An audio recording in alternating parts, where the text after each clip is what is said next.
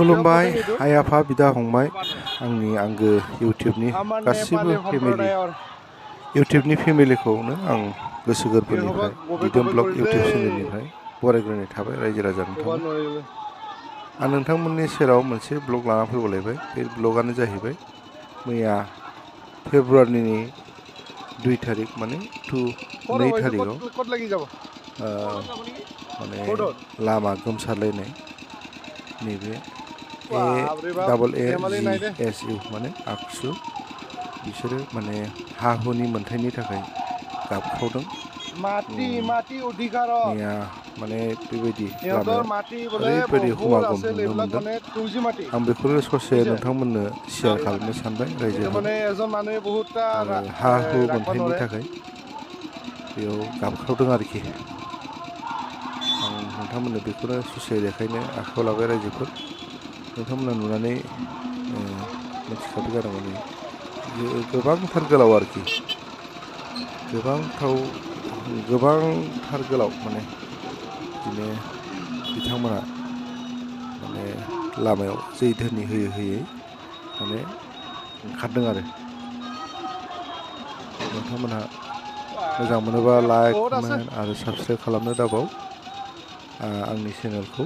आरो जायफोर आंजों दंबाय थाखायो बिथांमोनखौबो बुंनाय थाबाय लाइक खालामना होदो अननानै आरो शेयार खालामनानै होदो मोजां मोनोब्ला। जायफोर गोदानफोर दङ आंखौ सापर्ट खालामनो गोसो बिथांमोनाबो सापर्ट खालामनानै होदो अननानै। बिदिनो गोदान गोदान भिडिअ हगारबाय थागोन मबाइलाव नटिफिकेसन सहैबाय थागोन। बेखौनो बुंनानै नोंथांमोननिफ्राय आङो बिदाय लाफिनसै रायजोफोर। दे बिदिब्ला नायलांदो अननानै।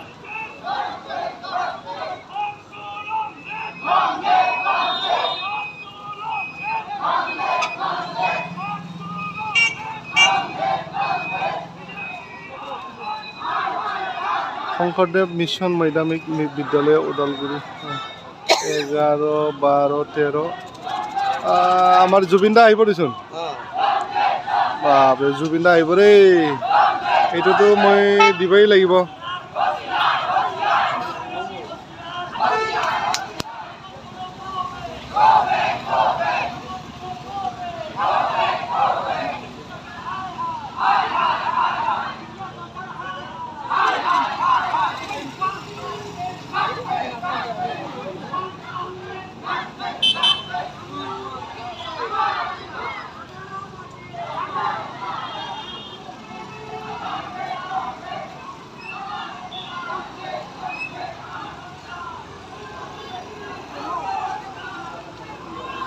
বাপৰে বাপ শেষ নহয় দিছো নে?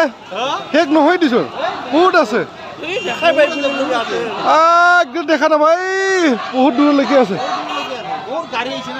বাহ ধেমালি নহয় দে।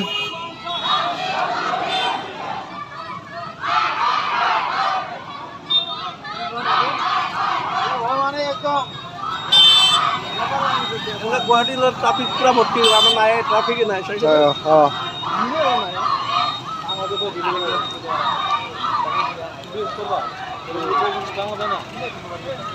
অখিল অসম গোৰ্খা ছাত্ৰ সংঘ প্ৰতিনিধি জুলুচ।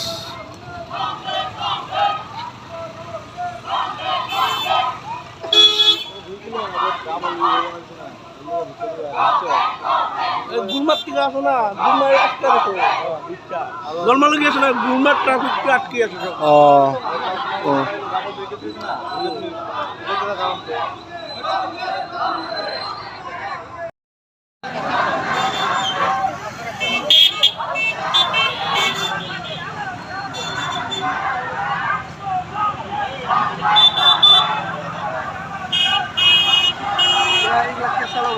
গাড়ী সোমাই দিয়ে আৰু গাড়ী সোমাব খুজি কাইজাৰ বাহানো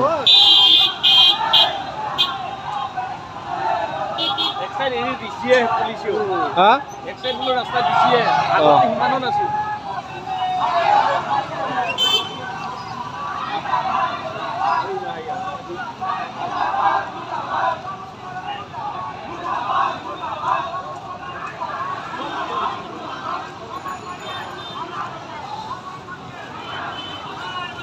ধরবা লাগে এগুলা আপনার পুলিশ বিচার কাম না করে